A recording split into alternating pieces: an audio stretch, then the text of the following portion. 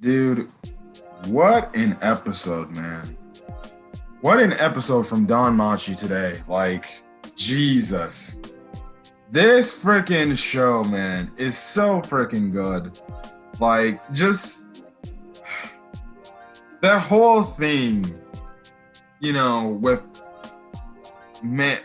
I have no words, man. I have no words. That whole Ice Bell stuff and then Ween coming in essentially to stop the fight. Man, what an episode. And then that cliffhanger, though.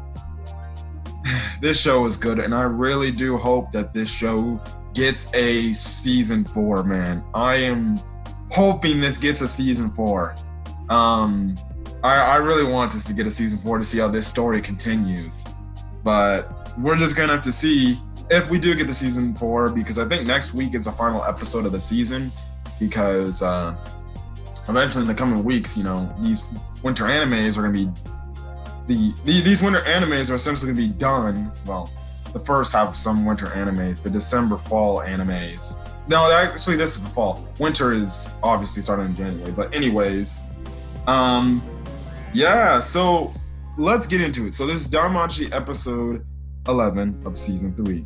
Now, Ween is getting chased by Tiona, and essentially, they see all this happens, and that's the same thing we left off from last week. Belle runs into Haruhime, and they go to try to find Ween. Now, it cuts over to the Viking guy fighting Wealth and Makoto. Eventually, he gets the upper hand by unveiling their cloaks and showing who they really are and stuff like that. He doesn't bring and mention the fact, oh, you really are these people and stuff like that. But then next thing you know, from the Hephaestus familia, Tsubaki shows up and assists Wealth and Makoto. Well, Makoto was kind of knocked out. Wealth, he was wondering if he should use his magic sword, but that's when Tsubaki comes in and is like, don't hesitate, do it. And, he ends up doing it, and he froze the Viking guy. I don't know that guy's name, the guy's name. And he was afraid that he would kill him using it, but no, he's not dead. He's just kind of frozen in ice right now, and he can't do much of anything. It cuts back over to Ween, and Ween is essentially still running away from Tiona, even though Tiona lost track of her. But then he runs into this little girl, or she runs into this little girl, like, episode 2. And, Tiona eventually finds Ween again, and they see the little girl, and you see this bridge, this concrete bridge about to fall on the girl. And next thing you know, right as the girl's trying to run away from Ween goes in and is like, well, Belle saved me, so I'm going to save this girl. And she saves the girl from essentially getting crushed and stuff like that. Now, the other adventurers, and even I thought at first, Tiona thought, that Ween attacked the girl. But when we cut later, after Tiona finally catches up with Ween, we see well, and that's what I like too. You see some of the members of the local familia here. Really, it's only Ice and Tiona in this episode. We actually start to see, like, maybe these monsters are not as the monsters we all know and stuff like that. And like I said, Tiona runs into Ween, and she talks to Ween, and she's like, let me guess, you saved that little girl, didn't you? Well, I guess since you did that, I'll let you go. So you better hurry up and go. And you can see Tiona, she apparently changed her stance with this, because, she even says, talking to Ween, like, I'm not as stupid as the other adventurers to believe that you attacked, that person, because, yeah, that would make no sense. You could go check on the girl and see that, is the girl bleeding? Is the girl dead? If the girl was still alive, then that means Ween saved her and protected her. So Tiona saw this, and that's when and when Ween kind of runs off, that's when she kind of monologues. She's like, is this how Argonaut, felt like? Which she's referencing Belle. And she's essentially saying, this is probably what Belle was thinking about. And you can see Tiona change her stance. Like, maybe she hasn't changed her stance in the other monsters, but she clearly changed her stance on how her feelings towards somebody like Ween is. And of the fact that, she sees that Ween is different and is like them, in an effort of they care about people and stuff like that. Now, eventually, Ween meets up with Belle and Haruhime, and they're all about to make a plan to meet up with Fells and the other monsters and stuff like that again. And that's when another member of the Loki Familia, Bete, which is the wolf guy, shows up. Now, he can sniff Belle's scent and the other ones. Haruhime actually gets involved, and Bete's like, move. I can clearly smell them, that there's more than one. But Haruhime is not, backing down. Eventually, Aisha shows up to confront Bete after Haruhime kind of does a spell that, transfer powers to Aisha. It's too bad because Aisha, we don't see what happens, but Aisha essentially gets destroyed by him. So, yeah. Now, as Belle and Ween are running, they stop and they run into Ryu. And Ryu is like, I'm sorry, Belle Cornell, but I couldn't handle her and I couldn't beat her. And we see that Ryu lost to Ice. Next thing you know, Ice is like, you're here, aren't you? Show yourself. So that's when we get the fight that, man, a lot of people were hyped for and they were waiting to see. Now, I did look at some comments regarding this episode. Some people said the fight was underwhelming. Listen, the fight isn't going to be good because the fight is more a psychological fight. It wasn't like, oh, Belle versus Ice, them almost trying to kill each other type of thing. There was more of a story being told here than just a fight, and stuff like that. And one, you see during this first fight, I guess you can say the first half of their little fight, you have Belle essentially talking to Ice by saying like, listen, why are you doing this? Like, just let us go. We're trying to get out of here. They're like us, essentially, and Ice is like, I don't care. They're monsters, and I already told you, that if I see a monster that makes people cry, I'm going to kill them, regardless of how you feel, and stuff like that. So they get into a little scuffle, and it seems like, right now, like, it was an even matchup until I started to get the upper hand, and even Ice comments of the fact that Belle has gotten stronger, but still Ice is I wouldn't say far superior, but still superior to him. And that's when essentially he kind of gets pushed down, and Belle uses Firebolt to make like the rubble above essentially, fall near Ice so they can get away, and stuff like that. So anyways, going forward, Belle and Ween actually go into this little corner where Belle sees this gate to a secret passageway, which if you watch this, obviously you're watching this show if you never saw it before, but I don't know why you're watching season 3 if you've never watched season 1. But they actually give a callback to season 1, back when Hesty was stuck in the secret passage, way back when Belle was trying to protect her and stuff like that from, the things that were going on back in season 1 and stuff like that. And he remembers that, and he's like, and he tells Hestia, like, isn't there like a secret passageway? And essentially Hestia's like, yeah, of course. So what happens next is Belle essentially puts Ween and tells Ween, listen, go down the passageway, listen to the goddess, and you'll get your way back to Fells and you'll be able to get out of here and stuff like that. And she goes on. Then that's when you have Ice show up again, and that's when they have the second part of their fight, which, it's essentially Belle essentially pleading with Ice to stop this. And he's saying, like, listen, they're just like us. They can speak, they have feelings, they have care, they can cry like we do, they have emotions, and stuff like that. But Ice is totally not listening to him. He's like, it doesn't matter, she's telling Belle, like, listen, they're monsters all the same. It doesn't matter if you say that stuff.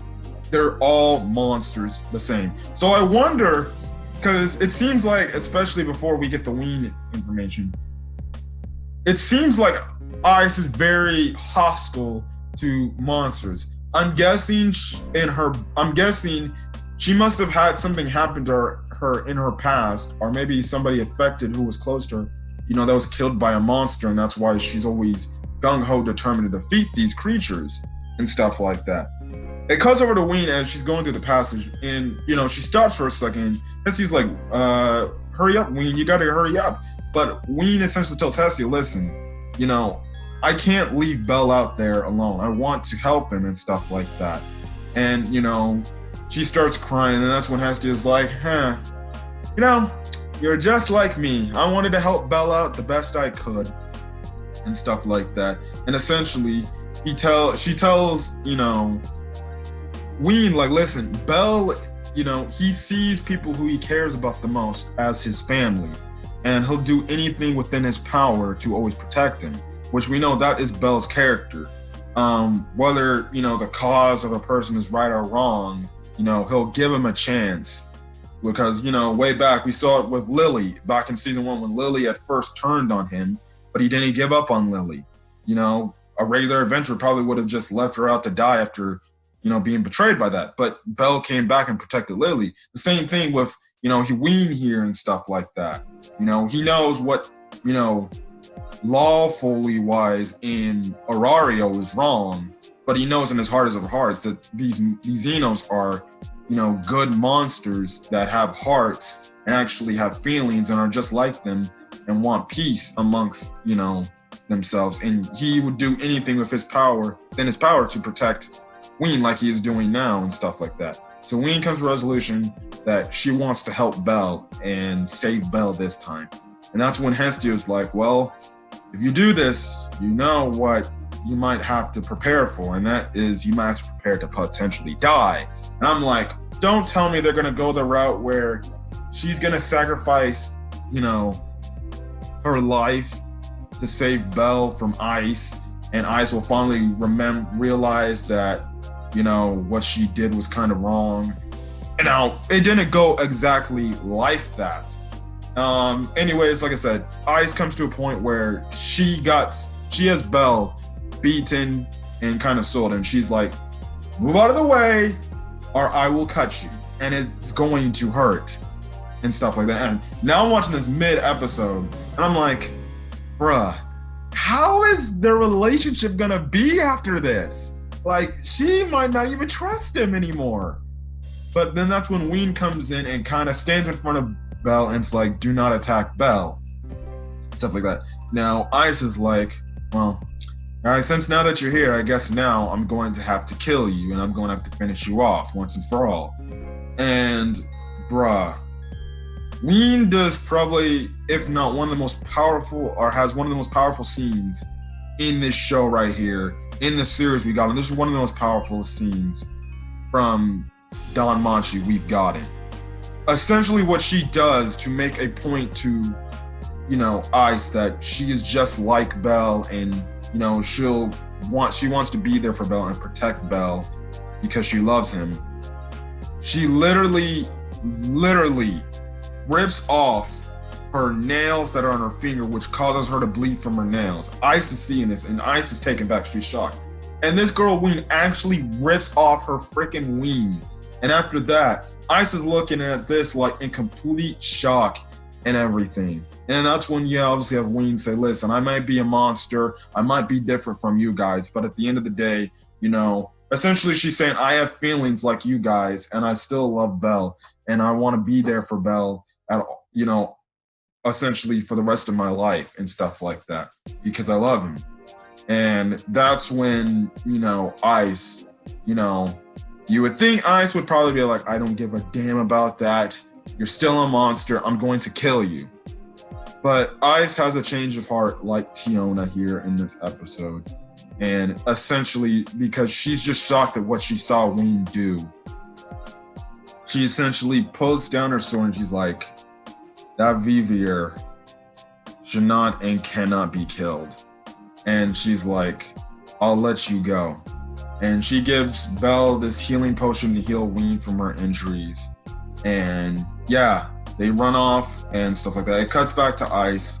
She just kind of looks up and she kind of doesn't say anything. So it was really nice of Ice to have a different stance and not be so headstrong, because I think now she sees that not all monsters are bad.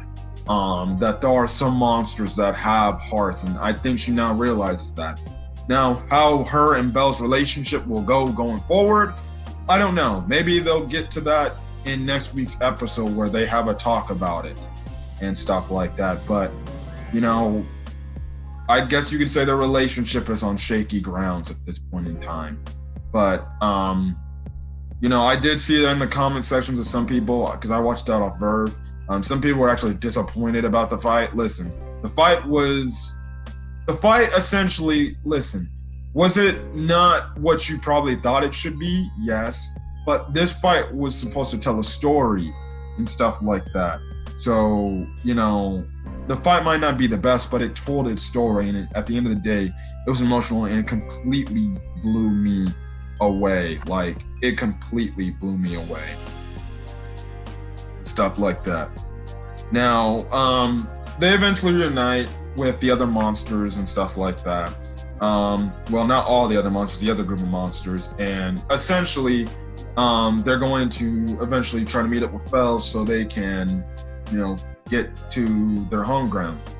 So the episode ends off with Hestiodalis's book essentially getting it soaking wet, but then when you would think the book would be ruined, but then it dries up quickly, and then Hestia sees something that the book reveals. And after the end credit scene, or after the ending, thank goodness that I stayed for essentially, you know, the next, you know, title preview. We get a end credit scene here, and that's when the Xenos monsters with Fells essentially meet a dead end, which apparently wasn't supposed to be on the map. Then that's when you have Hermes come in along with Ossify and essentially says, "Why don't you die, you heretic monsters?" And that's where the episode ends off. Now, I don't know if Hermes is pretending to be a bad guy, or I don't know if this is his actual legit, you know, thoughts.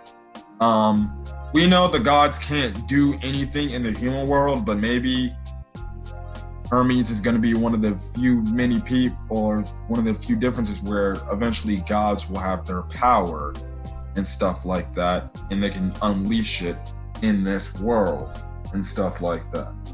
So, I think we did see it with Freya back in season 2, when she killed that one person, that one other goddess. I forgot what her name was, but yeah, I don't know if Hermes is faking this, because we know Hermes, he's the type of guy that will play things up and make up and do a facade of some sort. But but we don't know if this is his real feelings. Now technically, I don't think it would be his real feelings. I think it's his way of trying to make Belle the hero and maybe make him look like the bad guy in all of this, and have Belle look the hero, because the title of next week's episode is called Argonaut the Hero, essentially, which means it seems like Belle might do something that is very heroic, and, you know, he might be looked better in the public eye than he did a few episodes ago. So that too, and then also another thing that kind of leads me to believe that this might be a ruse is Hermes only has Ossify. It wouldn't make much sense that Ossify would try to take them all out on her own. He would probably have his own familia backing him up, going against the Xenos monsters as a way of rebelling and betraying them. But we're just going to find out next week, and I think next week is the season finale. So next week, I'll give my thoughts on the entire season as a whole. Like I said, hopefully this season gets enough publicity and a lot of people say a lot of good things that, you know, JC staff will do another season of this, because I really do want to see a season 4 of this, because I do love Danmachi. And then I also forgot to say this, I think the last, you know, few weeks. Danmachi, if you like the English dub of Is It Not Wrong to Pick Up Girls in the Dungeon, the season 3 English dub has started like 2 weeks ago. So you can watch those episodes now. They're on episode 3 now. I don't know if episode 3, the English dub, has come out yet, but that's another thing you need to know. So yeah, anyways, like I said, we're having the end of an anime here. But hey, winter 2021 is looking pretty freaking good. So anyways, guys, I'm gonna get out of here. Hopefully you guys liked the video. So if you did like the video, leave a like. Put in the comment section your thoughts on this episode, as well as hit that subscribe button to get more Danmachi content. So till then, guys, I'll see you guys in the next video. Peace.